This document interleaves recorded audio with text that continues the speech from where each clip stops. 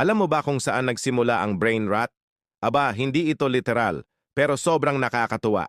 Una, ano nga ba ang brain rot? Hindi ito sakit sa utak.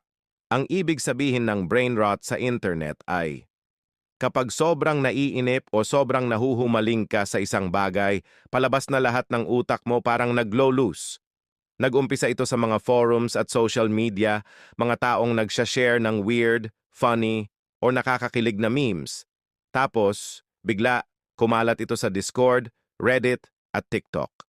Halimbawa, may isang tao na sobrang nahumaling sa anime, laro, o kahit anong random na trend. Tapos, nagiging joke na lang, parang, ay nako, brain rot na naman ako.